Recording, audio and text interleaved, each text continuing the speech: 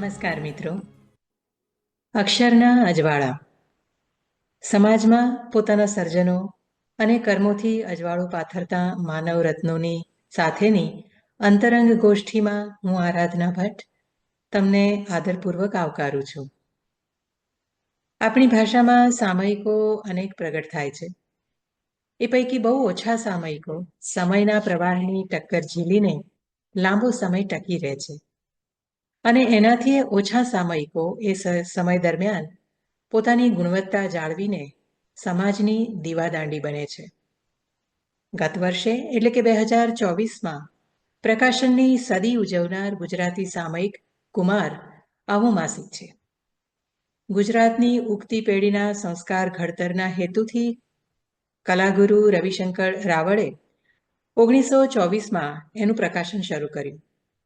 કાળક્રમે એના તંત્રીઓ બદલાયા, પરંતુ કુમારે પ્રેરક સાહિત્યના સામયિક તરીકેની એની ઓળખ ચરિતાર્થ કરતી વાચન સામગ્રી પીરસવાનું કાર્ય આગળ ધપાવ્યું. કુમારના હાલના તંત્રી તે આપણા પ્રખર સાહિત્યવિદ અને અભ્યાસુ લેખક શ્રી પ્રફુલ્લ રાવળ. તેઓ મૂળે એક શિક્ષક છે અને કવિ, નિબંધકાર અને વાર્તાકાર પણ છે. 1982માં એમને પ્રતિષ્ઠિત કુમાર ચંદ્રક એનાયત થયો હતો. ગુજરાતી સાહિત્ય પરિષદના મહામંત્રી તરીકે પણ તેઓ સેવાઓ આપી ચૂક્યા છે. આજે મારા આમંત્રણથી તેઓ અહીં વાર્તાલાપ કરવા ઉપસ્થિત છે એનો અઢળક આનંદ વ્યક્ત કરું છું અને આજની સભામાં એમને આવકારું છું. પ્રફુલ્લભાઈ, આજના આ સંવાદમાં તમને આદરપૂર્વક આવકાર આપું છું. આજે આપણે આ રીતે સંકળાઈ રહ્યા છીએ એનો મને અનહદ આનંદ છે. નમસ્કાર, કેમ છો? નમસ્કાર આરાધનાબેન, છેવટે આપણે ભેગા થયા. હા, છેવટે આપણે મળી શક્યા. આપણે વાત કુમારથી શરૂઆત કરીએ. કુમારથી આજના સંવાદની શરૂઆત કરીએ. કુમારની શતાબ્દી ગયા વર્ષે થઈ, એ માટે સૌપ્રથમ તો અભિનંદન. આ 101મું એનું વર્ષ છે અને તમે એના નાવિક છો. 100 વર્ષનો એનો ઇતિહાસ ખાસ્સો એવો સમૃદ્ધ રહ્યો છે, રસપ્રદ રહ્યો છે. ટૂંકમાં એ ઇતિહાસ વિશે થોડીક પહેલા વાત કરો. રવિશંકર રાવળ, બચુભાઈ રાવત જેવા દીર્ઘદ્રષ્ટા સંપાદકો એને સાંપડ્યા અને પછી ધીરુભાઈ અને તમે એનું સુકાન સંભાળ્યું. એટલે 100 વર્ષના ગાળામાં કુમારે ઘણું બધું કર્યું છે, એક ચળવળ જેવું બન્યું છે. એટલે એના વિશે સૌપ્રથમ અમને વાત કરો. આરાધનાબેન, કુમાર શરૂ થયું ઈસવીસન 1924માં. ત્યારે આપણા ત્યાં આગળ વિક્રમ સંવત વધારે પ્રચલિત હતો અને એનો જ ઉપયોગ કરતા. એટલે એના પહેલા અંકની અંદર જે બતાવેલું એમાં એ બતાવેલું કે ભાઈ આ પોષ મહિનામાં ચાલુ થયું. અચ્છા. 1980ના પોષ મહિનામાં આ કુમાર ચાલુ થયેલું. પહેલો અંક પાર પડેલો એનો. આ એનો પહેલા અંકનું મુખપૃષ્ઠ છે. અચ્છા, વાહ. હા, આ મુખપૃષ્ઠ છે. 14 મહિના એટલે કે એક આખું વર્ષ અને 2 મહિના બીજા. 14 મહિના સુધી આ એક જ ટાઇટલ રહેલું. અચ્છા, બરોબર. 15મા અંકથી 16મા અંકથી ટાઇટલ બદલાયું, પણ એનો અશ્વત્વ એમનો એમ જ રહ્યો. આ એનો 16મો અંક છે. એ પછી પણ થોડાક ફેરફારો થયા. 18મા અંકની અંદર અશ્વત્વ ગયો જ નથી. અશ્વ તો કુમાર માટે રાખેલો જ છે. અને પછી એમાં દર મહિને એક ચિત્રકારનું સરસ ચિત્ર, કારણ કે આનો રવિશંકરભાઈ નો આ અંગત સાહસ હતો. આ કોઈ સંસ્થાનું સામાયિક નથી. રવિશંકરભાઈનું પોતાનું અંગત સાહસ હતું. અને અંગત સાહસ માટે એમની અંદર જે હૃદયમાં જે ભાવના હતી, એ ભાવના એમને પહેલા આંખમાં આમ વ્યક્ત કરેલી છે વાંચનારને. અને પછી અહીં એમને સરસ મજાની ચિત્રકારે ચિત્ર દોર્યું છે. એમાં એમને લખ્યું છે સૌભાગ્ય આત્મા, એટલે ગુજરાતના વાચકોને લખ્યું છે. આ માસિકથી તમારો અને અમારો સંબંધ થાય છે. દુનિયાના વ્યવહાર જેવો એ સંબંધ સાધારણ નથી, પણ જગતની કલ્યાણકારી યોજનાઓમાં વધારો કરનારી એ એક નવીન પ્રવૃત્તિ છે. શું નવું કરવું એ પહેલા દિવસે રવિશંકર રાવલના મનમાં હતું. બીજી સ્કૂલ ઓફ આર્ટ મુંબઈમાં કલા શીખીને આવેલા, વતન એમનું ભાવનગર. એ અમદાવાદ આવ્યા. અમદાવાદ વિકસતું જતું હતું અને એમને થયું કે જો કરવું હોય તો આ કેન્દ્ર છે. ભલે મુંબઈ કેન્દ્ર હતું, પણ મુંબઈ પછીનું અમદાવાદ કેન્દ્ર આવ્યા. અને બહુવાની પોરમાં એક મેળા ઉપર એમને એક રહેવાનું માટે રૂમ રાખ્યો. અને આજુબાજુ આજે પણ જોવા મળે બે સરસ મજાની હવેલીઓ છે. એમાં એક હવેલી ના માલિકને એમને કીધું કે મારે ચિત્ર લોકોને શીખવાડવું છે અને કઈ પૈસા નથી લેવા. રાવલે ચિત્ર શીખવાડવા માટે બહુવાની પોળની સામે કુમાર કાર્યાલય ઊભું કર્યું. બરાબર. અને એનો હેતુ તે વખતે એટલું જ હતું, જેને ચિત્ર શીખવું હોય એ આવે ચિત્ર શીખવાય. એકાદ વર્ષ થયું હશે અને એમને થયું જો આવું સામાયિક કરીએ તો સામાયિક શરૂ કરતા પહેલા એમને બ્લોગ બનાવવાનું શરૂ કર્યું. અને ત્યારે બચુભાઈ નવજીવનમાં નોકરી કરતા હતા. બરાબર. એ ગોંડલના અને સૌરાષ્ટ્રનો એક નાતો હતો. તો બચુભાઈને એમને કહ્યું તો બચુભાઈ સારું હું જોડાઈશ. બચુભાઈ અખંડાનંદમાં હતા, નવજીવનમાં હતા અને આ બધી વાતના એ બહુ જાણકાર હતા. બંને શરૂ કર્યું કુમાર કાર્યાલય. બહુવાની પોળની સામે મોટું ડેલું છે. આજે પણ એવું ને એવું ડેલું છે. અને મોટામાં મોટું આકર્ષણ રાયપુર ખાડિયાનું એ કે અમદાવાદનું એક કેન્દ્ર બિંદુ હતું. અમદાવાદનું કેન્દ્ર બિંદુ, અમદાવાદમાં જે પ્રવૃત્તિઓ થતી હતી, રાજકીય, સામાજિક, સાંસ્કૃતિક જે કઈ પ્રવૃત્તિ હતી એના મૂળ બધા જ ખાડિયા રાયપુરમાં જ આવે. તોફાનના મૂળ પણ ખાડિયા રાયપુર.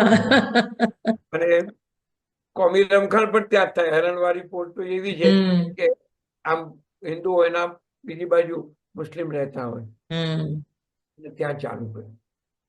એક વર્ષ પછી એમને વિચાર થયો અને બ્લોક કર્યો અને એમાંથી સામાયિક ચાલુ કરવાનો વિચાર થયો. અને એ સામાયિક પોષ મહિનાના વિક્રમ સંવત 1980 એટલે આ એ સંવત હતો. આ ઈસવીસન 1924 એમને ચાલુ કર્યું. 2024 એને 100 વર્ષ થયા. હું આખું આ વાંચતો નથી, પણ જે લોકોને રસ હોય તો આની અમારી ડીવીડી પણ છે, એમાં લોકો મેળવી શકે. એમનો આશય એવું હતું કે જો જગતનો દીપોત્સવ થાય, દિવાળી જગતનો દીપોત્સવ થાય ત્યારે દેશના માનવો આત્મકલાની જ્યોતિઓ આગળ ધરશે. અમે આ વિજ્ઞાનમાં પ્રગતિ કરી, અમે કલામાં કરી, અમે સમાજમાં કરી, અમે ઇકોનોમિક્સમાં કરી, અમે સાહિત્ય આવું સરસ મજાનું આપ્યું. ત્યારે તે વખતે ગુજરાતના કુમારો શું અંધકારમાં શૂન્ય મુક્ત થઈ ઉભા રહેશે? તો પ્રશ્ન હતો. એ વિચાર જ અસહ્ય છે. એ ભયંકર નિરાશા ભાંગવાનો મારો આ એક પવિત્ર પ્રયાસ છે. વાહ. આપણે ભારતમાં વિચાર કરીએ એ વખતનો સમય, ટાંચા સાધનો, આર્થિક કોઈ જોગવાઈ નહીં. આજે આર્થિક પરિસ્થિતિ તો કુમારની સારી છે જ નહીં, પણ 100 વર્ષ ચાલી પહેલેથી એમની સાથે હતા. એમને એક ઢાંચો બનાવ્યો કે સામાયિક નો ઢાંચો કેવો હોય. મારું સામાયિક કેટલા પૃષ્ઠનું હશે કે 40 પૃષ્ઠનું, તો 40 પૃષ્ઠનું એક વર્ગીકરણ કર્યું. મુખપૃષ્ઠ હંમેશા ફૂલ કલર વાળું જ આવે. બરાબર.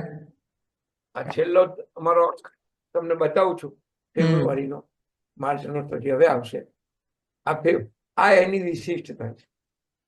બીજી વિશિષ્ટતા છે આ લખેલું કુમાર.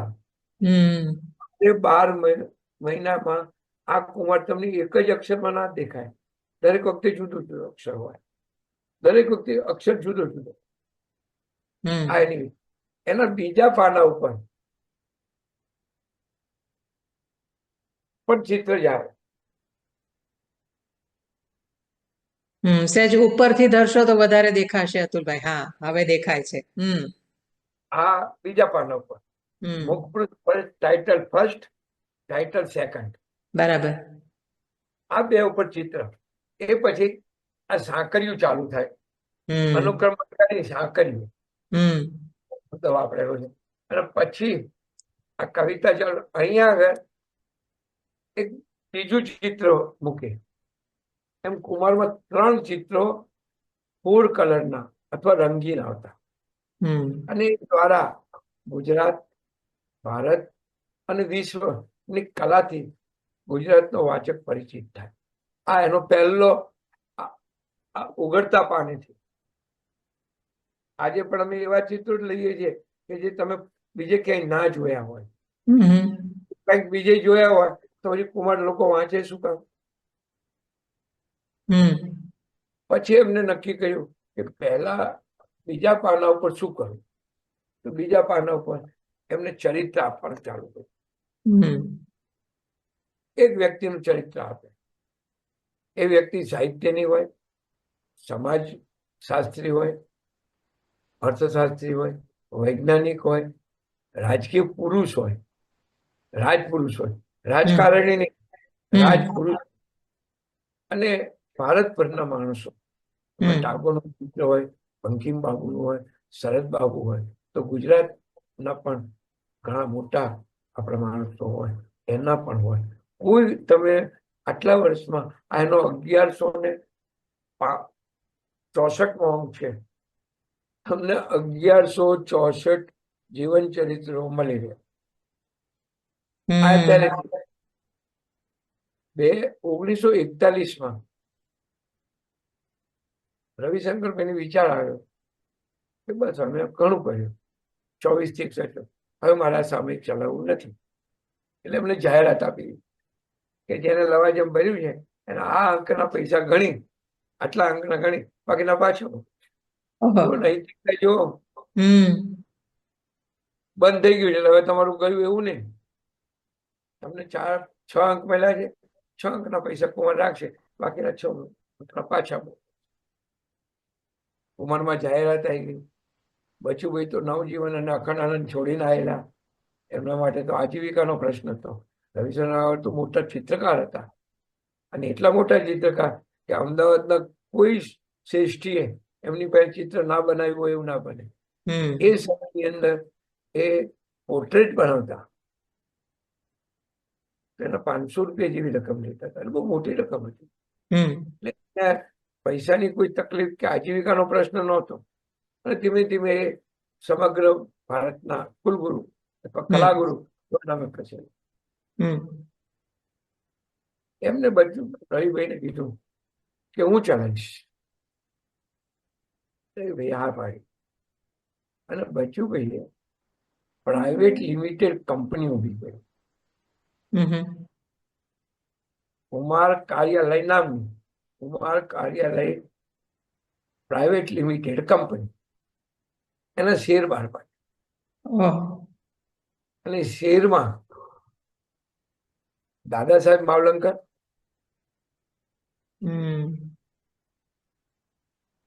હરિનારાયણ આચાર્ય, અચ્છા. બલવંત ભટ્ટ કર્નલ, એ સરસ ફોટોગ્રાફર હતા. હમ આ બધાએ શેર લીધા. 1,00,000 શેર કાઢેલા, પણ 50,000 ભરાયા. કોને આમાં રસ હોય? પણ માવલંકર સાહેબે એટલે દાદા સાહેબ માવલંકરે ખૂબ મોટો સપોર્ટ આપ્યો. બલવંત કર્નલે પણ આપ્યો, અને હરિનારાયણ આચાર્ય પણ એટલું સપોર્ટ આપ્યો. અને પછી અમદાવાદના શ્રેષ્ઠીઓએ એ કસ્તુરભાઈ લાલભાઈ, અમૃતલાલ શેઠ, એ લોકોએ પણ આપ્યો, નાણાવટી ગ્રુપે પણ આપ્યો. અને આ સામે બચુભાઈ છે. બચુભાઈએ જયારે ચાલા લીધું એ પહેલા 1930ની લડત હતી. જે 1915માં આફ્રિકાથી આવ્યા હતા અને અસહકારની લડતે, અને આખા ગુજરાતના યુવાનો અમદાવાદમાં આવતા હતા, જેને કંઈક કરવું છે, દેશ આઝાદ કરવું. એ આવનારાઓમાં રામપ્રસાદ શુક્લ કવિ, ઉમાશંકર જોશી, સુંદરમ, આ મુખ્યમણ, કૃષ્ણરાજ સિદ્ધરાણી, આ મુખ્યમણ, એ બધા અમદાવાદની આજુબાજુના ગામોના હતા. અને આવતા તો પછી પાછા ક્યાં જાય, અથવા અમદાવાદમાં રોકાવું ક્યાં રોકાય? તો કુમાર કાર્યાલયમાં, મોટું જગ્યાએ. એટલે ત્યાં આગળ ઉપર નીચે 2 માળની હવેલી છે, તો એમાં ઉપર રહે. પાણી તો બહાર મળતું, પાછળના ભાગમાં સરસ મજાનું રસોડું ને એવું ના એ તો હોય. પણ 6 વાગે બચુભાઈ જાય પછી શું કરવાનું? તો આ લોકો કવિતાની ચર્ચા કરતા. એમાંથી એક દિવસે બચુભાઈએ કીધું કે તો પછી આપણે નક્કી એક દિવસ કરો, આપણે કાવ્યની ચર્ચા કરવાની. એમાંથી બુધ સભા શરૂ થઈ. અને બુધવાર કેમ? રવિન્દ્રનાથ ટાગોર શાંતિનિકેતનમાં બુધવારે રજા પાડતા. બરાબર. નતા પાડતા, બુધવારે રજા પાડતા. એટલે બુધ સભા શરૂ થઈ 1932માં થઈ. આ બંધ થવાનો વિષય આવ્યો એ પહેલા 9 વર્ષ પહેલા. અને 1932 વર્ષોથી મુખ્ય એમાં રામપ્રસાદ શુક્લ અને બચુભાઈ હતા. બચુભાઈ કાવ્યો વાંચે, અને પછી હાજર રહેલા કવિઓ જે પણ આજે પણ ચાલુ છે. અત્યારે હું બુધ સભા છું, કાવ્ય વાંચવાનું, અને ત્યાં બેઠેલા હાજર રહેલા સૌ પોતાનો અભિપ્રાય આપે. જો એ સારી કૃતિ હોય તો અમે કુમાર કવિલોકમાં છાપીએ છીએ. 1932 થી શરૂ થયેલી પ્રવૃત્તિ આજે પણ અનિવાર્ય સિવાય ચાલે છે. એનું કોઈ બંધારણ નથી, એ નામની કોઈ સંસ્થા નથી, એનો કોઈ પ્રમુખ નથી, એનો કોઈ મંત્રી નથી, એની કોઈ ફી નથી. બધું આ ચલાવનારા હોય, નવા નવા કવિઓ આવતા જાય દર વખતે. એમાંથી સરસ મજાની કવિતા મળી. બચુભાઈનો આશય તો એ હતો કે કુમારને કવિતા શોધવા ના પડે, એ બુદ્ધસભામાંથી સરસ ઉત્તમ કવિતા અને ચરાઈ આવેલી હોય. 41માં બધું સુકાન બચુભાઈના હાથમાં આવ્યું. એમને કેટલાક પરિવર્તનો કર્યા. પહેલા પાને કવિતા છાપવાની શરૂઆત બચુભાઈ કરી. એ પહેલા તો જે જગ્યાએ જે પાનામાં જગ્યા વધે કેમ્પિંગમાં કવિતા, જગ્યા ભરવા માટે કવિતા, જગ્યા ભરવા માટે એ કાઢી નાખ્યું એમને. અને કવિતાને એટલું મહત્વ આપ્યું કે કવિતા પહેલા પાને જ હોય. અને પહેલા પાને આજે પણ અમે પરંપરા ચાલુ રાખીએ. એ સંપૂર્ણ કાવ્ય જ હોય. ચાર કાવ્યો હોય, કોઈક વાર 2 પાના કરીએ તો પાછળ બીજા 4 કાવ્યો આવે, 8 કાવ્યો આવે કે 4 કાવ્યો. વધુ તમે ગણો તો 6 પ્રમાણે ગણીએ તો 72 વર્ષે 70 થી 72 કાવ્યો કરીએ. પણ એક નમૂનેદાર કાવ્ય. એક એવો સમય આવ્યો 40 થી 70 સુધીના ગાળામાં માણસ કુમારમાં પોતાનું કાવ્ય છપાય એ માટે તલપાપડ હોય. અને માણસ એમ માને કે કુમારમાં કવિતા આવે એટલે હવે કવિ. મિત્ર છે હર્ષ બ્રહ્મભટ્ટ, એમને મને કીધેલું, મને કે હું પ્રકૃતિ ગઝલ લખું તો મને મારા પપ્પા એવું કહેતા હતા, તું જે લખી જો કુમારમાં છપાય ને તો માનું કે તું કવિ છું. કુમારમાં પછી એમની ગઝલો આવી. કુમારચંદ્ર પણ એમને મળ્યો. પણ કુમારનું કવિતાનું આટલું જીવન ચરિત્ર મેં તમને અગાઉ વાત કરી, અનેક ચરિત્રો આવ્યા. પછી ટૂંકી વાર્તા આવે. ગુજરાતનો કોઈ સાહિત્યકાર મોટો નથી. માજા વેલાનું મૃત્યુ એક ટૂંકી વાર્તાથી તમે વાકેફ છો. સુરેન્દ્રની કુમારમાં છપાયેલી. તો ઉમાશંકરની પણ, ઉમાશંકર તો વાસુકી ઉપનામથી લખતા હતા. સુંદર તો ત્રિભુવનદાસ નામ હતું, પણ સુંદરના નામે લખતા. એમના કાવ્યો પણ આમાં આવેલા. એક કાવ્ય છાપવાનું અપવાદ રૂપે જો સોનેટ હોય અને એનું ગુચ્છ હોય, દ્વિદલ હોય, ત્રિદલ હોય, કે 4 કે 6 એક જ ભાવથી ચાલતા કાવ્ય હોય તો એ વધારે છાપે. જૂનો કિલ્લો પડાતો જોઈને આ નામનું કાવ્ય આખા પાનામાં છાપેલું, એક જ અચ્છા. કાવ્યની મહત્તા, કાવ્ય શું છે અને કાવ્ય કેવું હોવું જોઈએ, એમાં છંદની ચુસ્તતા. અત્યારે જેમ ગઝલમાં ચાલે છે કે લઘુનો ગુરુ કરે, ગુરુ લઘુ, એવું નહીં, પણ છંદમાં જ હોય. અને ગઝલના છંદો છે ગઝલમાં. અને ગીત કરે તો ગીતને અમે ગાન શબ્દ વાપરીએ છીએ, ગીત નથી હોતા, ગાન કહીએ છીએ. ગાન પછી હાઈકુ આવતા, મુક્તકો આવતા, બધા જ પ્રકારના કાવ્ય છે. અછાંદસ ક્યારેય કુમારે લીધું નથી. અચ્છા, એનું કારણ? પછી કોઈ માનતા હતા કે છંદ તો, કાવ્ય તો છંદમાં જ હોવું. પછી બહુ જ જયારે અછંદસનો જમાનો આવ્યો અને આપણે ત્યાં એના પૂર્વદા કહીએ તો રાધેશ્યામ શર્મા અને ગુલામ મોહમ્મદ પહેલા એ અછાંદસ કે ગદ્ય કાવ્યના સર્જકો છે. તો બચું ભાઈ અને રાજેન્દ્ર સાહેબ ભેગા મળીને કવિલોક શરૂ કર્યું. કવિલોકમાં આપણે અછંદસ છાપીશું. બરાબર. કાવ્ય થાય છે, કાવ્ય થવું જોઈએ. ગદ્યારુતા નહીં, ગદ્ય કાવ્ય કે અછંદાસ કાવ્ય કે અછંદાસ કવિતા. હું તો કવિતા કે કાવ્ય કહો તો અછંદાસ કે ગદ્ય તેનું વિશેષણ બને છે. હું તો કાવ્યની વાત, કાવ્ય હોવું જોઈએ. વચ્ચે બચુભાઈના અને રવિભાઈના વખતમાં કોઈ એક પાનામાં વચ્ચે ગેપિંગ કરી અને એક સંસ્કૃત શ્લોક મૂકતા. એને સંસ્કૃતિ પણ આવું. પછી ઇતિહાસ, ભૂગોળ, ચિત્રકલા, વિજ્ઞાન, વિદ્યાની કોઈ શાખા એવી નથી કે જે કુમારમાંથી તમને ના મળે. હમણાં સુશ્રુત પટેલ એક લેખ લખ્યો, વિજ્ઞાન કથાઓ. પહેલું વ્યાખ્યાન હતું એમનું, પછી એમને લેખ પણ કુમારમાં જ આપણે છાંટ્યો છે કે ભાઈ પહેલી વિજ્ઞાન કથા, ફિક્શન રાઇટિંગ, એ સાયન્સ ફિક્શન કુમાર છાપે. અને બધા જ પ્રકારનું બાળ સાહિત્ય હોય.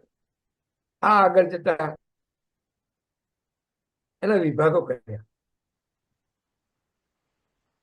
પહેલો વિભાગ સાહિત્ય સંપર્ક, જેમાં સાહિત્યની કૃતિ, કોઈ સર્જક, કોઈ સાહિત્યની ઘટના, એની વાત કરે.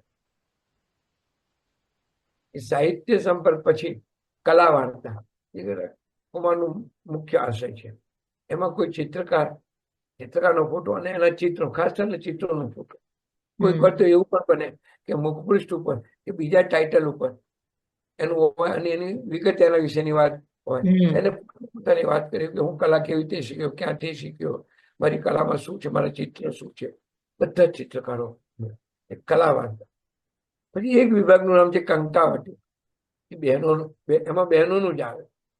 એમાં મહેંદી પણ આવે અને રંગોળી પણ આવે. કોઈ ભાગ, કોઈ વસ્તુ સમાજની છે છોડી નથી. એ પછી એમને વિચાર આવ્યો કે અત્યારે રમત ગમત શું છે, તો ક્રિકેટની વાત આવે, ખોખો જેવી રમતની વાત આવે, ફૂટબોલ કે ટેનિસની વાત હોય. એટલું તો પણ ઇન્ડોર ગેમ પણ આવે. એમાં બ્રિજની તો આખી લેખમાળા ચાલે અને શતરંજની લેખમાળા ચાલે. પત્તા પણ રમાય છે, કેવી રીતે રમાય છે એ પણ એમાં આવે. અને શતરંજની તકી છે તેનું તો પુસ્તક પણ આપ્યું. તો સાગર કથાઓ પણ આવી. સુકાની સરસ મજાની આપણા ગુણવત્તા આચાર્ય ખૂબ લોકપ્રિયતા પામ્યા. હા પણ સુકાનીની સાગર કથાઓ પણ એટલી જ મહત્વની છે. કુમારમાં છપાયેલી કુમાર અને પુસ્તકનું પ્રકાશ, નવલકથાનું પ્રકાશન કર્યું. કેટલીક વાર લઘુ નવલ પણ આખી છાપી છે. પ્રફુલભાઈ, સમય સાથે પરિવર્તન અનિવાર્ય છે, એટલે કુમારે સમય સાથે કઈ રીતે પરિવર્તન સાધ્યું છે? કારણ કે વાચકોનો પ્રકાર અને વાચકોની રુચિ બદલાતા આવ્યા છે, અને સમય સામે ટકી રહેવું આર્થિક દ્રષ્ટિએ પણ જરૂરી હોય. તો કુમારે આ પરિવર્તન કઈ રીતે સાધ્યું? તમે અને ધીરુભાઈએ એમાં જે પરિવર્તનો આણ્યા એની વાત કરો. કુમાર સતત પરિવર્તનશીલ રહ્યું છે. દાખલા તરીકે હું તમને પહેલા પાનથી વાત કરું તો અહીં ઉત્તમ કલાકારનું ચિત્ર હોય તો સાવ નવોદિત હોય, પહેલું ચિત્ર હોય. દાખલા તરીકે એ પણ ચાખ્યું છે, એનો પણ છે. એ જ રીતે કાવ્ય ક્ષેત્ર પણ એ છે. ગઝલ પહેલા નહોતા બચ્ચો બી છાપતા, પણ પછી ગઝલને માન્યતા મળતી ગઈ. રાજેન્દ્ર શુક્લ કે અહેમદ દેસાઈ જેવા સારા ગઝલકારો હોય, એ અમૃત ઘાલ જેવા હોય, તો એમને ગાલિબની ગઝલનું અનુવાદ પણ શૂન્ય પાલનપુરી પાસે કરાવડાયેલો. વાર્તા પણ એ રીતે. અને એમાંથી જે પરિવર્તન કર્યું, ફોટોગ્રાફી આવી ત્યારે કુમારે નિહારિકા નામની ક્લબ ચાલુ કરી. અચ્છા. ભુજસભા નિહારિકા. વચ્ચે થોડોક જ વિજ્ઞાન અંગેની પણ ક્લબ ચાલુ કરી. એ બહુ ચાલી નથી, બરાબર, એટલે લોકો વગેરે આવ્યા, પણ નિહારિકા એ ખૂબ સરસ રીતે ચાલી. આ રંગીન ફોટોગ્રાફી નહોતી, બ્લેક એન્ડ વ્હાઇટ હતી. અને બ્લેક એન્ડ વ્હાઇટમાં કઈ રીતે ચિત્રકાર જગન કાકા, જગન મહેતા, એ ઉત્તમ બ્લેક એન્ડ વ્હાઇટ હતા. તો એની હરિભાઈઓ કરતા, અને હરિભાઈમાં જે ફર્સ્ટ આવે એ ચિત્રો. એ જ રીતે નવું, દાખલા તરીકે અંગ્રેજીનું ગ્રામર. તો અંગ્રેજીનું ગ્રામર અત્યારે કોઈને ખબર નથી, તો અંગ્રેજીના ગ્રામર અંગે પણ લેખ મારે ચાલુ કર્યો.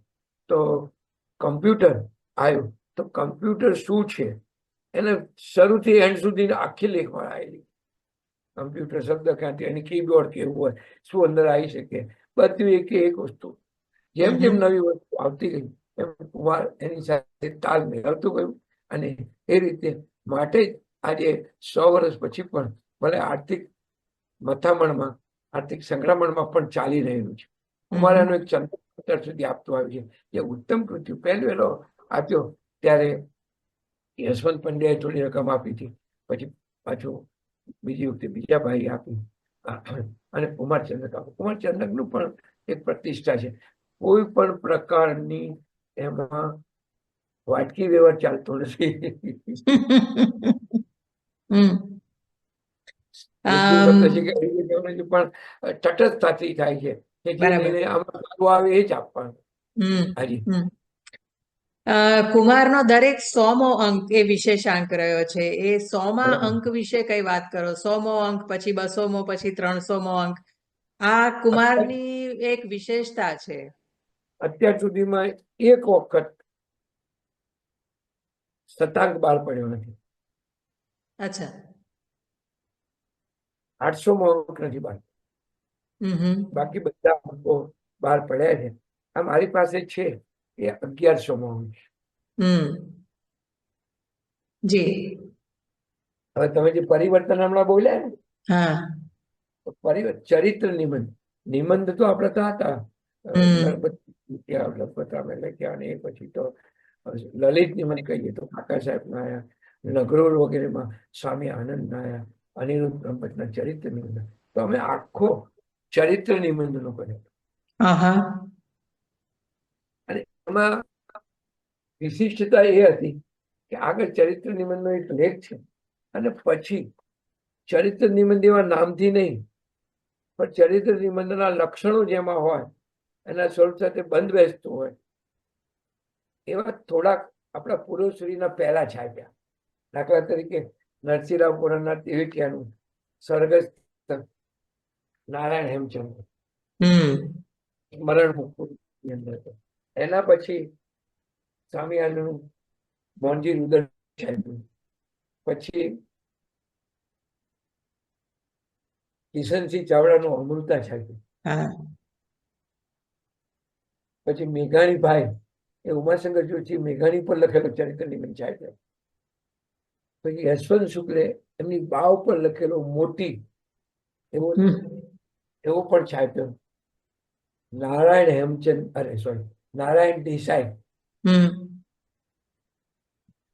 શું કેવું નામ છે કહું, ચરિત્ર નામ છે લોમડાક ટાચી. અચ્છા. હા, બહુ સારા ચરિત્ર નિબંધકાર છે. એવું સરસ લખ્યું છે, બહુ ધ્યાન નથી કે મને સાંભળે ને એમનું છે.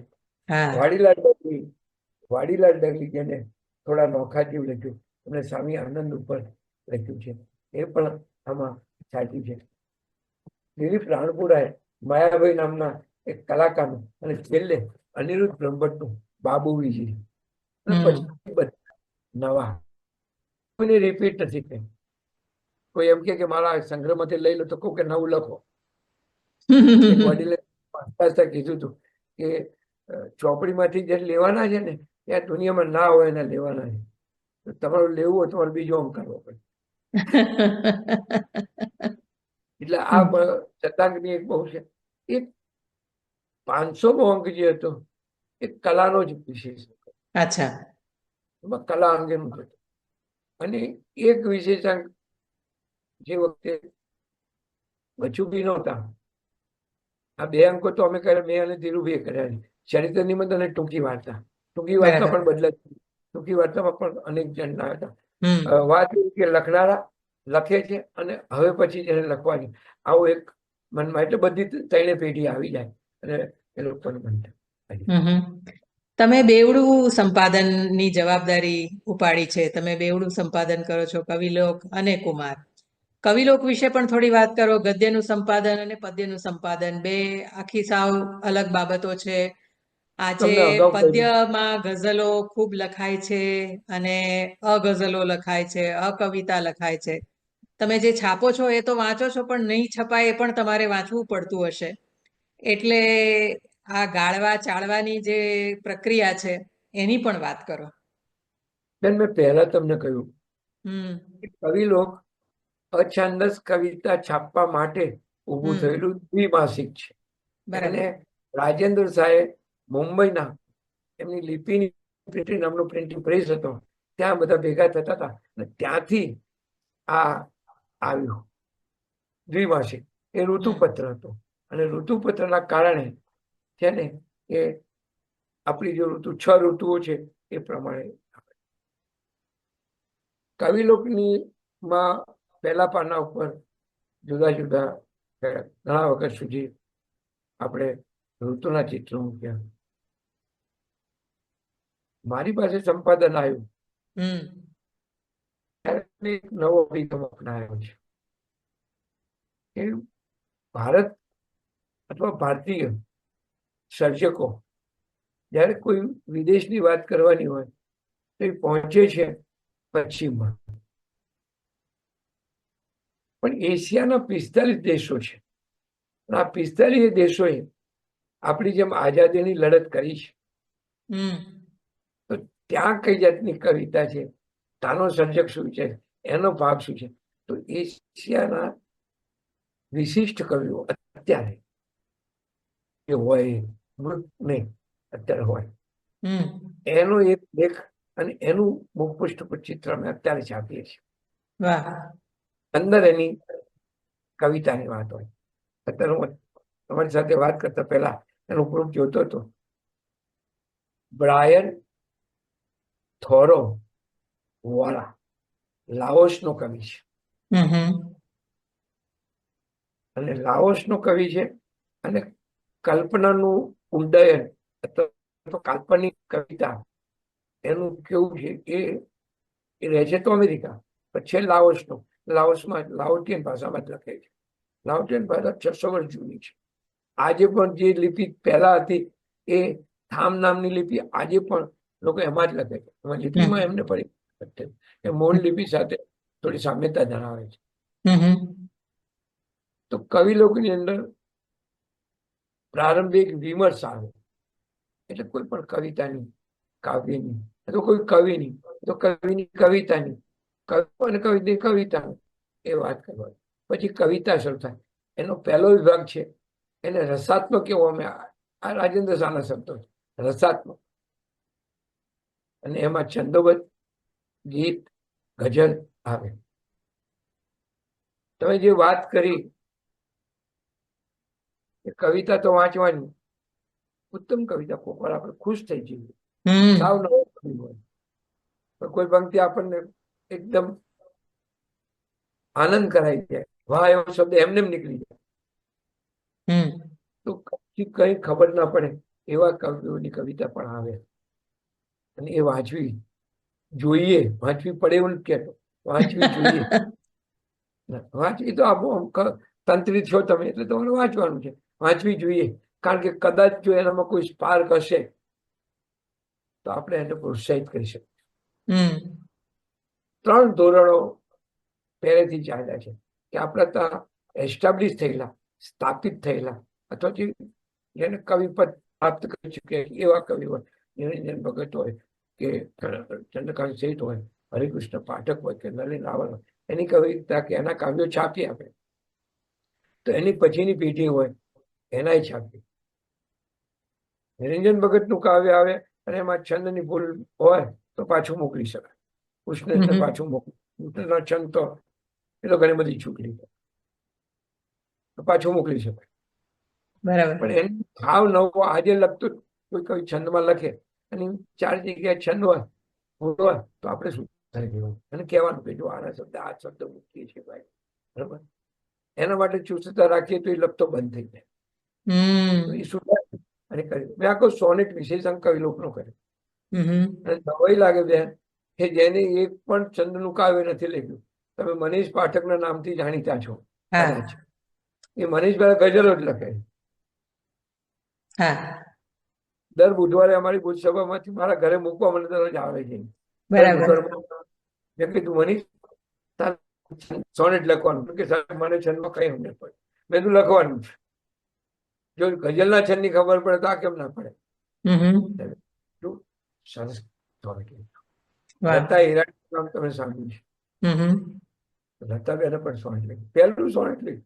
ઘણા લોકો પહેલા સોનેટ લખ્યું. અચ્છા. ગીતમાં પણ એટલું. તો આ બધામાં આશય એટલું છે કે નવી પ્રતિભાઓ જે આવે એની શિશુક્ષા છે એને આપણે ઉજાગર કરવાની છે. અને નવું નવું આવતું જાય એમ અંદર. પણ અત્યારે સામાયિકો ચલાવવા એ બહુ અઘરા થઈ ગયા છે. હું એના પર જ આવતી હતી, એ મુદ્દા ઉપર જ, કે બહુ જ પડકારજનક કામ હશે આર્થિક રીતે પણ. પડકારો છે. પહેલો પડકાર છે આવું સરસ છાપવું હોય તો આની આર્થિક જોગવાઈ ક્યાંથી કરવી, આર્થિક ક્યાંથી કરવી, પેલો અર્થનો પ્રશ્ન.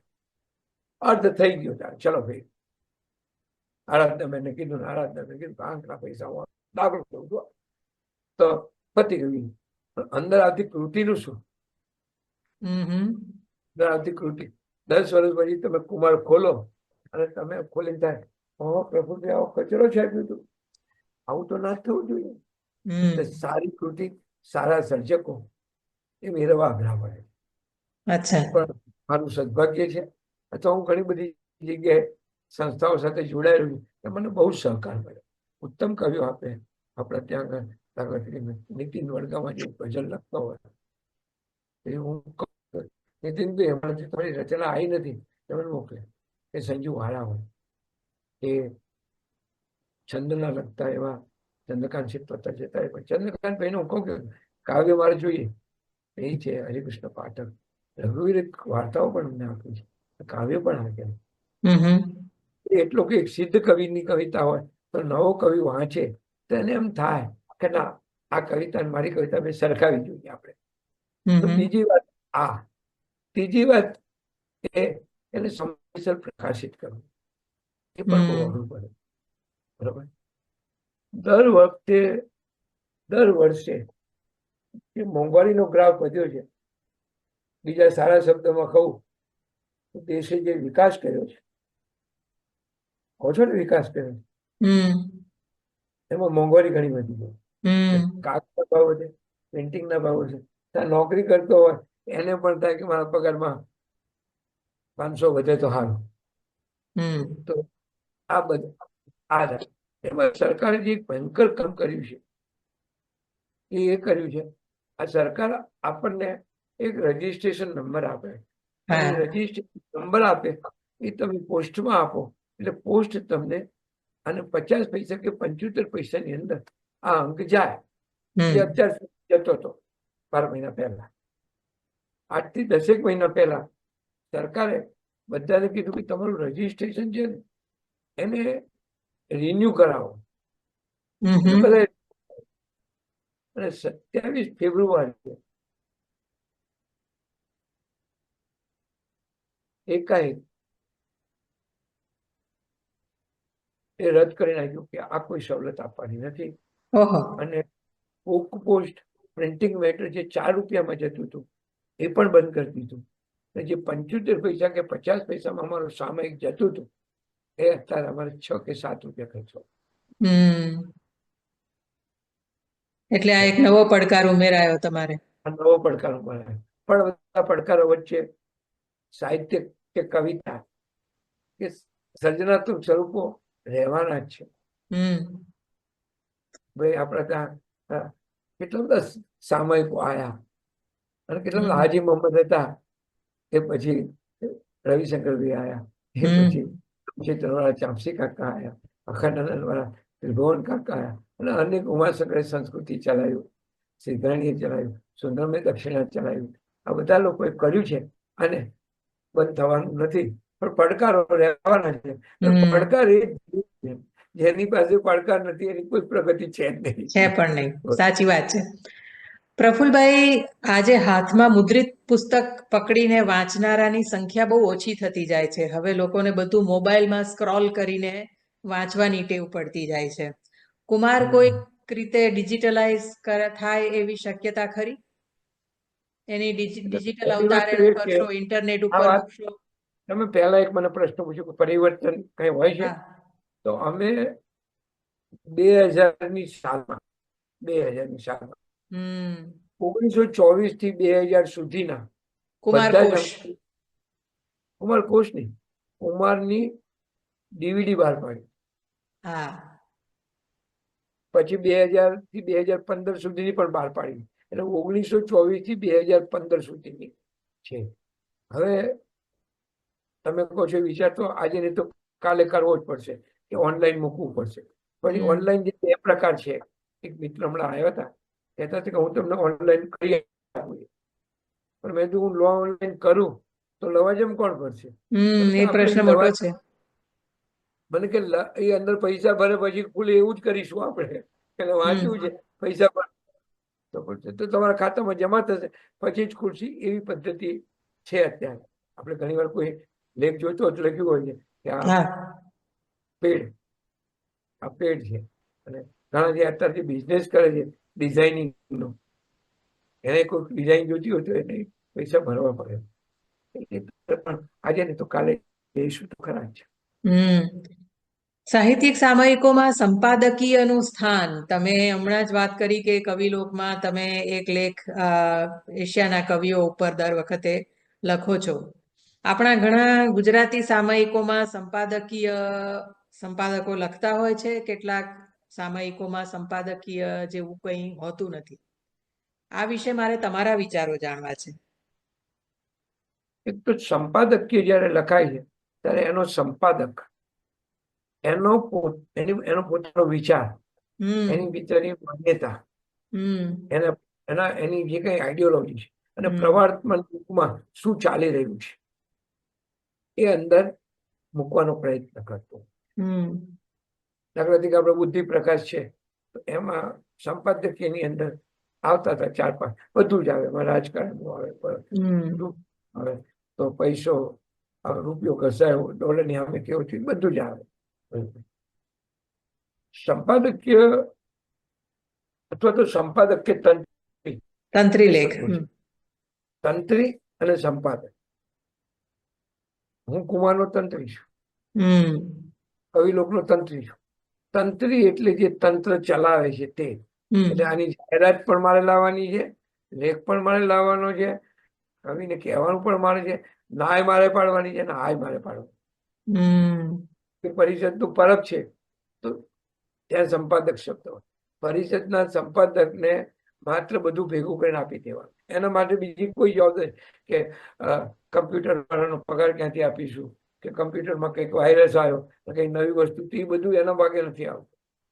એટલે સંપાદક. પણ સંપાદક કે તંત્રી,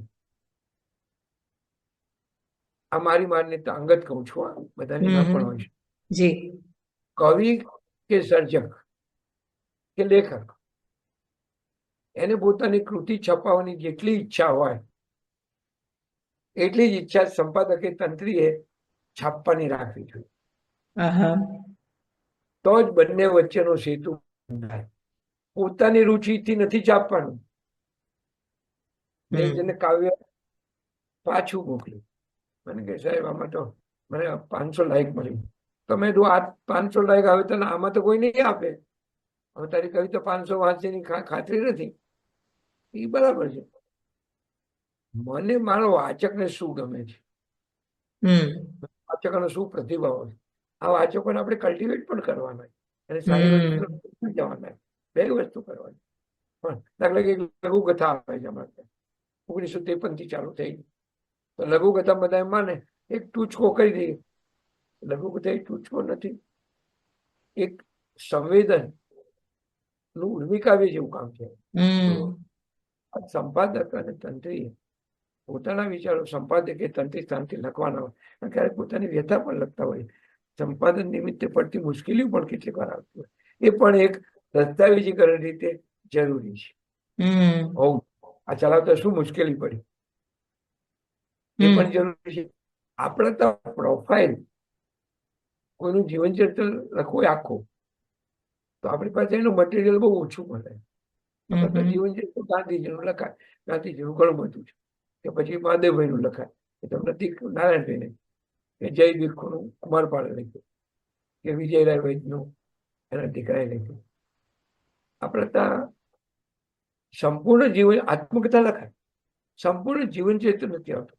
તમે જાણો છો કે જોન્સનનું બોઝવેલ જીવન ચરિત્ર વિશ્વવિખ્યાત કૃતિ છે. એને લખ્યું છે કે જયારે કોઈનું જીવન ચરિત્ર છાપીએ છીએ આપણે, તો કોઈના જીવન ચરિત્ર વિશે લખીએ છીએ, તો બંને પાસે આવવા જોઈએ. સૃષ્ટુ કશું નથી કહેવાનું. ચરિત્ર નિબંધમાં એ જ છે.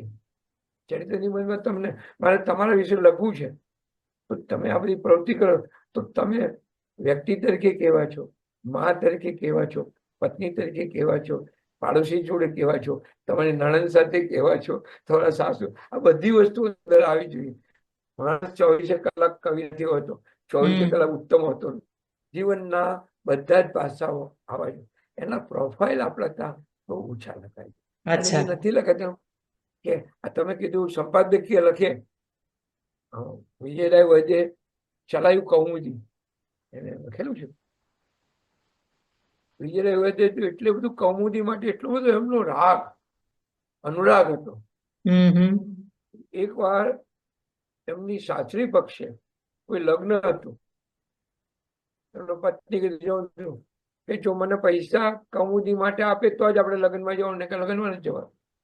એ તો ના ગયા, પણ પત્ની નહીં ના જવાતી. આવી વાતો એક સામાયિક ચલાવતા શું થાય? હું તમને કુમારની એક નાનકડી વાત કહી દઉં.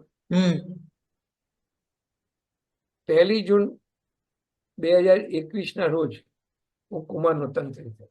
એ પહેલા હું 2000ની સાલતા હતો, પણ એક સહાયક તરીકે હતો ધીરુભાઈ મારા ગાઈડ હતા. અમારા બંનેનું કામ એક. હું ગયો સવારે, તો જે 2 નંબર તક કામ કરતા હતા એને આવ્યા મારી પાસે, મને કે સાહેબ મે મહિનાનો પગાર અમને મળ્યો નથી, એપ્રિલનો નથી, 3જો મહિનો તમે અત્યારે નવા આવ્યા, હવે તમને કહી દઈશ. મેં કીધું બેન, એપ્રિલ, મે અને જૂન, એપ્રિલ, મે નું જૂનમાં આપીશ, તમને 30 તારીખ મળી જશે, અને પછી તમને દર 10મી તારીખે પગાર મળે એ વ્યવસ્થા કરીશ. આરાધનાબેન, મારી પાસે સિલક શૂન્ય હતી. ઓહો. અમારે ત્યાં એક માણસ 15 લાખનું ફ્રોડ કરીને જતો રહ્યો. અરે. હું ત્યાંથી મારી કેબિનમાં આવ્યો, ત્યાં ઓલા બેન બૂમ પાડ્યું, સાહેબ ફોન લો ને. જેનો ફોન લીધો. એ ભાઈને આજ ટાઈમ સુધી હું મળ્યો નથી. એમ કે પ્રફુલ્લ, હું તમને ઓળખું છું, તમે સારા લેખક છો, તમે પરિસ્થિતિની મંત્રી તરીકે બહુ સરસ કામગીરી કરો છો, તમે તંત્રી થયા છો, તો હું તમને ફોન મૂકીને તમારા ખાતામાં 50,000 જમા કરાવું છું. વાહ. એટલે મને કે ભવિષ્યમાં જરૂર પડે તો કહેજો. હજી સુધી મેં કીધું નથી એમ. ત્યાર પછી બીજા 1-2 મિત્રોએ પણ કીધું, અને ગાડું ચાલે, ગાડું ગબડ્યું. રણમાં પણ નાવ ચલાવું છું એટલે ચાલશે. કારણ કે મારે પોતાનો કોઈ આની અંદર આશય નથી. મારે પોતાને કઈ મારે આગળ થવું એવી વાત નથી. કુમાર ચાલવું છું. કુમાર સાથે મારો નાતો, એની સાથે એક અંગત વાત પણ કરતો. 2021માં જયારે કુમારનો હું તંત્રી થયો, એ પહેલા મને બ્રેન સ્ટ્રોક આવ્યો. એટલે હું વિશ્વકોશમાં જતો તો મેં નક્કી કર્યું કે મારે કઈ કરવું. મારા પત્નીને મેં કીધું, દક્ષા, મારે હવે કશું ક્યાંય જવું, વિશ્વકોશે જવું નથી, પરિષદે જવું નથી, હું આરામ જ કરીશ. પત્નીએ કીધું, જે છોડવું એ છોડ, પણ કુમાર ના છોડીશ. વાહ. કુમાર સાથે તને તારો નાતો છે. રવિશંકર રાવલ આપણા જ પરિવારના, એટલે અમે રાવલ જ છીએ, એક જ ગોત્રના માણસો છે. બચુભાઈ તને કેટલો બધો સ્નેહ આપ્યો, અને ધીરુભાઈ તારા ગુરુ છે. આ તું કેવી રીતે છોડી આપી? હું શું કરું? મને કે તારામાં ક્યાં શક્તિ નથી, તું કરી શકીશ. મારી જોડે સોફામાં મારો દીકરો બેઠો હતો. પપ્પા, હું દરરોજ સવારે તમે કહેશો એટલા વાગે મૂકી દઈશ. વાહ વાહ. અને આ 21 થી આ હું અત્યારે બોલું 23 માર્ચ સુધી, ગઈકાલ 22 માર્ચ સુધી એને એક પણ દિવસ તોડ્યો નથી. વાહ. તો બર મળે છે. આવા સંતાનો બહુ ભાગ્યશાળીને મળે છે, અને આવા તંત્રીઓ ભાગ્યશાળી માસિકને મળે છે. હા, અને આ ચાલશે. આગળના બધા ઋષિ રવિશંકર રાવલને પછી ઋષિ પુરુષ હતા. એ ઋષિ પુરુષ કંઈક તો હશે, કસોટી તો ઈશ્વર કરે જ છે. ચોક્કસ. પણ કિશનસિંહ કીધેલી એક વ્યાખ્યા કહું છું, જીવન એ સંઘર્ષ છે. હાસ તો. સંઘર્ષમાં જે લડે ને ક્ષત્રિય, જે સમાધાન કરે વાણીઓ, તારું રહે મારું રહે, અને જે નમી પડે એ શુદ્ર. પણ જે સંઘર્ષમાંથી સંવાદિતા ઉભી કરે એ બ્રાહ્મણ. અચ્છા. એમ છે કે હું ક્યારેક સંવાદિતા ઉભી કરી શકીશ. ચોક્કસ કરી શકશો. આપણે આ સંવાદને આગળ વધારતા તમારા પોતાના લેખન વિશે પણ વાત કરવી છે. તમે પોતે કુમારચંદ્રક વિજેતા છો, તમને કુમારચંદ્રક એનાયત થયો હતો તમારા પ્રદાન બદલ. એટલે પહેલા કુમારચંદ્રકની પરંપરા વિશે થોડીક વાત કરો, પછી આપણે તમારી લેખન યાત્રા વિશે વાત કરીએ. કુમારચંદ્રક શરૂ થયો એ 1932માં શરૂ થયો. 1932માં શરૂ થયો. યશવંત પંડ્યા, જે આપણા એકાંકી સર્જક, એ સરકારમાં ત્યાં દિલ્હીમાં હતા, મોટા હોદ્દાઓ. એમને સાહિત્યનો ખૂબ શોખ. મૂળ ભાવનગરના રવિભાઈ સાથે એમને સંબંધ. એમને થોડી રકમ આપી કુમારચંદ્રક ચાલુ છે. એ 83 સુધી ચાલ્યું. 83 પછી કુમારની આર્થિક પરિસ્થિતિ બની, પછી 2.5 વર્ષ બંધ રહ્યું. પણ કુમારચંદ્રક કોઈ પણ ક્ષેત્રની અંદર આપી શકાય છે. સાહિત્ય હોય, સાહિત્યમાં કવિતા હોય, વાર્તા હોય, નિવેચન હોય, ચરિત્ર હોય, અન્ય કોઈ પણ સર્જનાત્મક સ્વરૂપ હોય, અથવા તો બીજું કોઈ હોય તો કોઈ વહી વિજ્ઞાનના લેખો એને પણ અપાય, ભૂગોળના હોય તો એ અપાય, ઇતિહાસના હોય તો અપાય. હરિપ્રસાદ સાચીને શિલ્પ સ્થાપત્ય ઉપર મળ્યું છે. રામસિંહ રાઠોડને સંસ્કૃતિ ઉપર મળ્યું છે. કનુ દેસાઈને ચિત્ર ઉપર મળ્યું છે. દરેક ફિલ્ડમાં મળે છે. મને મારી 31 વર્ષની ઉંમરે કુંવરચંદ્ર મળ્યો. તમે હમણાં મારા મિત્ર બ્રહ્મની વાત કરી, એમણે મને પૂછ્યું કે તમને રણજીત મળ્યો છે? મેં કીધું તો હું મંત્રી છું એટલે મારે કાથી મારે ના લેવાય ને. પણ મેં કીધું હર્ષભાઈ, 31 વર્ષની ઉંમરે મને જયારે કુંવરચંદ્ર મળ્યો ને, એ રોમાંચ હવે ફરી જીવનમાં નહીં આવે. અત્યારે 77-78 ની ઉંમરે મને કઈ મળે, આનંદ ના થાય કે રામકૃષ્ણ પરમહંસ નથી કે આનંદ ના થાય, પણ એ 31 વર્ષેથી એવો આનંદ થાય ખરો. બીજું એવું બેન, થોડી ગ્લાની થાય. કુંવરચંદ્ર માટે નથી થતી, કુંવરચંદ્ર આજે અપાય છે એના માટે નથી થતી, પણ બાકી બધા પારિતોષિકો જે છે એમાં જે ચાલે છે એ દુઃખ ઉત્પન્ન કરે. હવે તમને ચંદ્રક મળે તો કોઈ સાહિત્યકાર ના હોય, થોડુંક સાહિત્યમાં જાણતો હોય, કેવી રીતે લઈ આયા એમ પૂછે. ગ્લાની થાય, લઈ આવવાનો નથી હોતો. એ લોકો બાર્ગેનિંગ કરે. અચ્છા. મને આપો ના ચંદ્રક. ઓહો. હમણાં જ એક ભાઈ મારા પર ફોન આવ્યો, મને કે મને કુંવરચંદ્ર પ્રફુલ્લભાઈ અપાવવાનું. મેં કીધું પ્રફુલ્લભાઈ આમાં કઈ કરવાનું? પ્રફુલ્લભાઈ કુમારમાં તમારી કૃતિ છાપે, આટલું જ મારું કામ છે. અને નિર્ણાયક જુદા છે. નિર્ણાયકને ક્યારે અમે લોકો ધીરુભાઈ હતા, ધીરુભાઈ કહું કોઈ દર કશું જ કહેતા નહીં, તમે કુમાર વાંચો, જે તમને યોગ્ય લાગે એવું જ તમને આપો, અમારે કોઈની ફેવર કરવાની. અમારું કામ સારી કૃતિ વાચકો સુધી પહોંચાડવા. બરાબર. જે તમને જો વધારે સારી લાગે તમને કામ. બોલો. તમારી લેખન યાત્રા વિશે વાત કરવું છે. તમે જે અત્યાર સુધી લેખન સંપાદન કર્યું છે એના વિશે વાત કરો. તમે આપણા કવિ, નાટ્યકાર, ધર્મચિંતક મણિશંકર રત્નજી ભટ્ટ એટલે કે કવિ કાંત વિશે એક મહત્વનું કાર્ય અત્યારે સંપન્ન થઈ ગયું છે કે કરી રહ્યા છો, એના વિશે જાણવાની ખાસ ઈચ્છા છે. કુમારની ઘણી વાત કરી. કુમારની વાત આખા દિવસ હું કરી શકું એટલો હું કુમાર સાથે બહુ નાનપણથી પરિચિત છું. ખરી વાત છે. મને મારી વાત કહેવામાં કાયમ સંકોચ રહ્યો છે, કાયમ સંકોચ રહ્યો, અને એટલા કારણે એટલે જ હું પૂછું છું. બેન, બહુ નાનપણથી હું કવિતા લખતો થયેલો.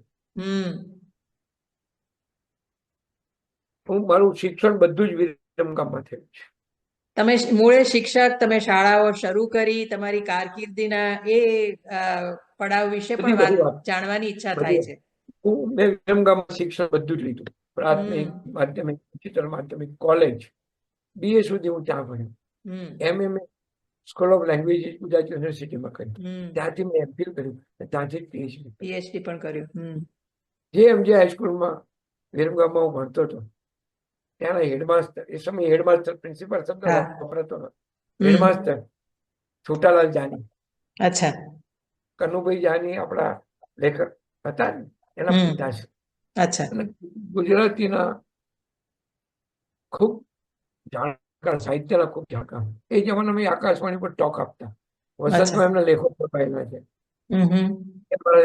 અને અમારે ત્યાં આગળ એક મોટી લાઇબ્રેરી હતી. આ હું તમને 1960-61 ની વાત કરું છું.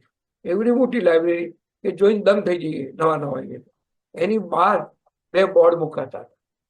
એક બાજુમાં લખેલું હોય સાહિત્ય વર્તુળ, બીજી બાજુ લખ્યું હોય વિજ્ઞાન વર્તુળ. અચ્છા. એક બાજુ વિજ્ઞાન વિશેના લેખો, એની માહિતી, કોઈ વિજ્ઞાન વિશે કંઈ જણાવ્યું હોય, કોઈ વૈજ્ઞાનિક એની, બીજી જગ્યાએ સાહિત્ય વર્તુળમાં કોઈ સર્જક કે કોઈની કવિતા કોઈ લખતું હોય એની કવિતા. હું જોઉં અને મને થાય કે આ સાહિત્ય વર્તુળમાં મારું નામ ક્યારે આવશે. હું 6ઠા ધોરણમાં ભણતો. છેક 9મા ધોરણમાં આવ્યો ત્યારે છંદ શીખવાના આવ્યા 9મા ધોરણમાં. 9મા ત્યારે મેં છંદમાં લખવાનો પ્રયત્ન કર્યો. અચ્છા. 9 વર્ષ ગયું. 10મા ધોરણમાં આવ્યો ત્યારે મેં છંદમાં સોનેટ લખ્યો. સોનેટ થયું મને ખબર નથી, પણ સોનેટ લખ્યો 14 લીટીઓ અને વસંત છંદ વાપરેલો. અચ્છા. એની એક જ પંક્તિ મને કાવ્ય મને મળતું નથી અત્યારે, પણ એક જ પંક્તિ યાદ રહી ગઈ. તે બે વફા હૃદયને અવ કોણ યાચે.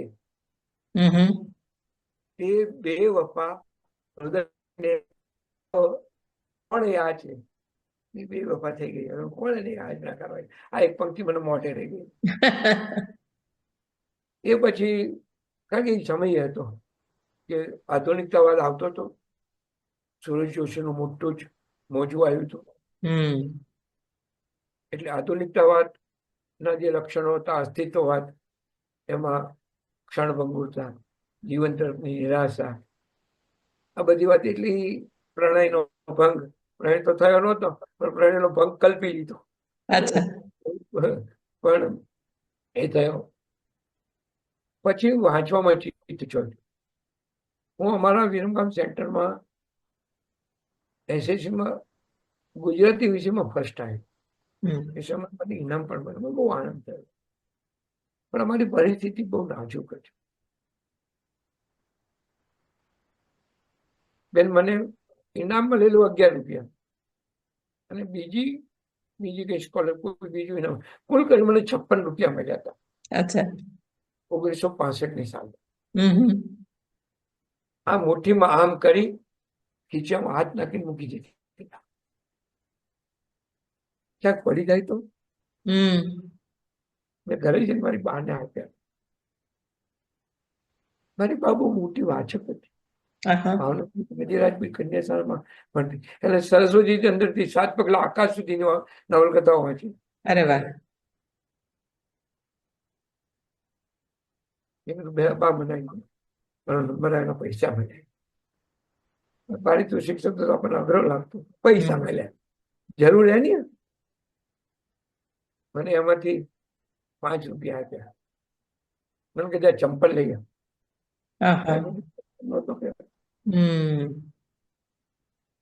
જવા દઈએ, આત્મશ્વાસ. પણ ગુજરાતી અને શિક્ષકે મને બહુ પ્રોત્સાહન આપ્યું અને એના કારણે ખૂબ વાંચતો થયો. કોલેજમાં વિવેચનો બહુ વાંચ્યા, બીજું ખૂબ વાંચ્યું. અને પછી દરેક સાહિત્યના સ્વરૂપ પ્રકારમાં મેં કામ કર્યું. કોઈ પ્રકાર મેં છોડ્યો નથી. મેં લઘુકથા લખી, મેં કાવ્યો લખ્યા, છંદોબદ્ધ કાવ્યો લખ્યા છે, સોનેટ. અછંદસ તો મારા ખૂબ વખણાયેલા પણ છે. મારા પહેલા કવિ સંગ્રહનું નામ છે આવતીકાલની શોધમાં. એ પછી બીજા સંગ્રહનું નામ છે મીનોય સાચું કહેતી હતી. ત્રીજા સંગ્રહનું નામ છે હોશા ક્યાં. હોશા ક્યાં એ કાવ્ય અછંદસ 126 પંક્તિનું કાવ્ય છે. અચ્છા. એમાં બીજા કાવ્યો પણ છે. હમણાં મારો ગીત સંગ્રહ આવ્યો, હું જ સાંભળું મને વચ્ચે વચ્ચે કોનો ટવકો આવે મારી કને. 48 કાવ્યો છે. મારો 1948ની 5મી સપ્ટેમ્બરે જન્મ, એટલે મેં 48 કાવ્યો મારી.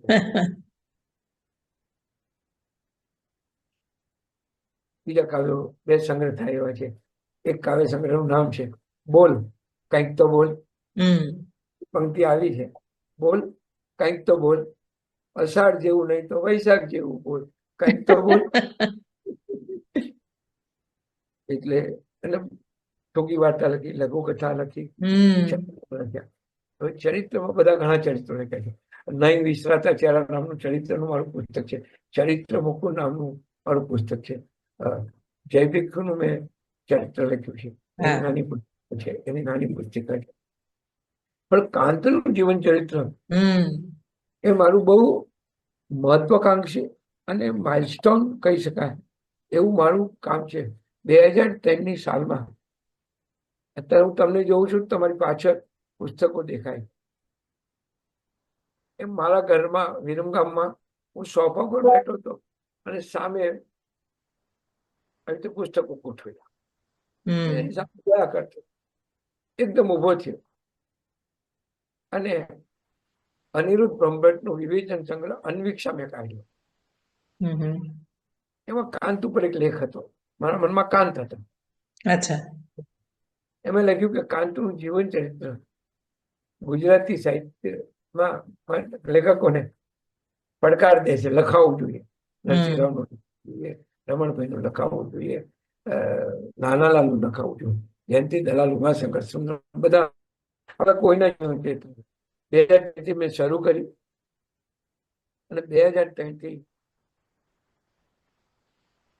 મેં બધું ભેગું કર્યું. એક વાક્ય લખ્યું છે કે કાંતનું જીવન એમના પત્રોમાં પડ્યું છે. અચ્છા. એટલે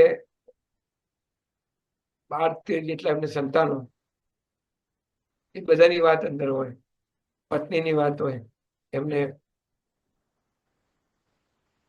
ખ્રિસ્તી ધર્મ એટલે સ્વીડનબોર્ગીય સંપ્રદાય સ્વીકાર્યો એની વાત હોય, એની જે મથામણ હોય એ હોય. રાહી પાઠકે કહ્યું છે એક મનોમંથન વાળા જીવન આખી મનોમંથન છે. પણ કાંતની વિશેષતા એ છે કે કાંતે બધું સહન કર્યું છે, કોઈ સામે પ્રત્યાઘાત આપ્યો નથી. અચ્છા. કોઈ વાતમાં કોઈને કશું બી જે કઈ એના પર વીત્યું એ બધું સહન કર્યું. જીવન ચરિત્ર લખવા માટે મેં બધું નોંધ્યું. ત્યાર પછી ખબર પડી કે બહુ નાની હોય એ તું મૃત્યુ પામી. અને ખંડ કાવ્યની નો સુવર્ણ ટાઈમ હતો, સમય હતો, સુવર્ણ યુગ હતો એમના જીવનનો. એ વખતે એમ ધર્માંતર કરવું બધું અને પછી મરી ગયા. તો એકાએક મને સૂઝાયું કે મધ્યાને આપેલું છે. અચ્છા. કાંત જેવો કવિ થવો બહુ મુશ્કેલ છે બેન. એના કેટલા ખંડકાવ્યમાં એમને ગ્રીકની ટ્રેજેડી નું સ્વરૂપ પકડ્યું. અચ્છા. અને આપણી માઇથોલોજીમાંથી વિષય પકડ્યો. 9 કાવ્યો છે ખંડકાવ્યો. 9 કાવ્યોમાં સારા ખંડકાવ્યો તો 3.5 જ છે. 3.5 ખંડકાવ્યો ઉપર અને બીજા 4-5 કાવ્યો ઉપર આ માણસ 100-150 વર્ષથી જીવે. છંદ એકદમ પાણી શુદ્ધ છે. વસંત વિલાસમાં વસંત વિજયમાં શરૂઆત થાય છે, નૈનાથ નૈનાથ ન જાણો સવાર છે, આ બધું ઘોર અંધારું હજી તો બહુ વાર છે. અનુષ્ટુપ છંદનો સંવાદાત્મક રીતે કરવાનો કેટલો સરસ પ્રયત્ન કર્યો છે. અને કેટલાક અજાણ્યા છંદો આપણે રજની મહી ઘણીક વેરા નયન મળે નહીં ઊંઘ જાય ચાલી કરી સર્વ કેશ તારા વેરા વદન સુધાકર રહુ નિહાર. અતિ જ્ઞાનની પંક્તિ. સહદેવને થાય છે કે હું મારી પત્નીને બચાવી શકવાનો નથી, તો રાત્રે ઘણી વાર ઊંઘ નથી આવતી. એટલા બધા દ્રૌપદીના વાળ કાળા હતા, ઘટ્ટ લાંબા હતા. તો એ બધા ભેગા કરી અને ગૌર ચહેરો જોતા તો સુંદર હતા, ગૌર ચહેરો. અને આમાં વપરાયેલો છંદ ગુજરાતી સાહિત્યમાં ભાગ્યે જ વપરાયો છે. તો છંદોનો એટલે બધી કોઈ પણ પંક્તિ તમે જાણે બધું તથાપી કઈ કહેવાની રજાની સમાવી ના શકે તેથી બુજાય મનની ભાઈ પ્રિય સ્પર્શ શું કરું અધિકાર જરાય નથી. તારું કેવી રીતે આવડું? મારો અધિકાર મને ખબર છે. 5 મિનિટ 10 મિનિટ પછી તારું શું થવાનું છે. દેવિયાની અધૂરું કામ. દેવિયાનું જે કામ પૂરું કરશે કે તો વિશ્વ સાહિત્યની અંદર મૂકી શકાય એવું ઉત્તમ કાવ્ય છે. અતિજ્ઞાન, ચક્રવાક મિથુન, વસંત વિજય અને દેવિયાની. દેવિયાનું અડધું 3.5 કાવ્યો પહેલા થોડા કાવ્યો છે અને ત્યાર પછી એમને જે ત્રણ-ચાર ઉર્વી કાવ્યો લખ્યા. એમાં આજ મહારાજ જલ પર ઉદય જોઈને ચંદ્રનો હૃદયમાં હર્ષ જામ. જે ગગન પરિમળ ગગનમય ઉત્કર્ષ પામે. આ જે લય છે, ગીતનો લય આપણે શંકરાભરણ વાપર્યું છે, મરાઠી નાટકોમાં વપરાતો છંદ વાપર્યો છે. પણ એટલું સરસ છે, આપણી રાત જેવું કાવ્ય સરસ મજાનું. કુમારના તંત્રી તરીકે, કવિલોકના તંત્રી તરીકે અને એક અભ્યાસુ લેખક સર્જક તરીકે તમારે ગુજરાતી વાચકોને જો એક સંદેશો આપવાનો હોય તો તમે શું આપો? મારે આનંદબેન એક જ વાત કહેવી છે, અથવા એક બે શબ્દમાં કહેવી. આજના સર્જકે તો આજે જે લખવા ઈચ્છે એને પુષ્કળ પ્રમાણમાં વાંચવું જોઈએ. વાંચ્યા વગર ક્યારે કોઈ વખત સારું લખાતું નથી. કોઈ ચમત્કાર પન્નાલાલ જેવા હોય એ જુદી વાત છે, બાકી તમે તો બેન જો લાગવાનું શીખવું તો પડે જ. એમને તમે કિચનમાં જઈને એમ કહો કે મારે શીરો બનાવો, તમને શીરો નથી આવડી જવાનો, તો બહારની પાસે શીખવો પડ્યો હોય. આ મારો વાંચો, ખૂબ વાંચો. છપાવવાની ઉતાવળ કરતા વાંચવાની ઉતાવળ વધારે. પ્રફુલભાઈ, તમારી અભ્યાસુ વૃત્તિથી તમે આજના યુવાનો માટે અને બધા જ વાચકો માટે અનુકરણીય છો, અને તમારી સંપાદન અને સર્જનની બેવડી ભૂમિકાથી તમે ગુજરાતી સાહિત્ય અને વાङ्મયને જે રીતે સંપન્ન અને સમૃદ્ધ કરતા રહ્યા છો તે માટે તમને અભિનંદન આપું છું અને વંદન કરું છું. આજે સમય કાઢીને મારી સાથે આટલો વાર્તાલાપ કર્યો તે માટે ખૂબ આભારી પણ છું. અને કુમારની સંપાદન યાત્રા આ રીતે અવિરત ચાલતી રહે એવી શુભકામના કરું છું. તમારા નિરામય આયુષ્ય માટે પણ શુભકામના કરું છું. નમસ્કાર અને આવજો. તમે સરસ પ્રશ્ન પૂછ્યા અને મને આનંદ થયો. કુમાર વિશેની વાત કરતા આજે કુમાર અને કાંત એ મારા જીવનના બે લક્ષ્ય, પ્રિય વિષય. કુમાર હજી સારું થાય. કાંત નું ચરિત્ર તો આવશે 2-3 મહિનામાં બહાર પડી જશે. પણ આનંદ છે ને કામ કરવાની મજા આવે. કાંતે મને કવિતાની સાચી સમજણ આપી. કાંતમાં એક પણ શબ્દ ખોટો ના હોય. વાહ વાહ. ચાલો, નમસ્તે અને આવજો. આવજો.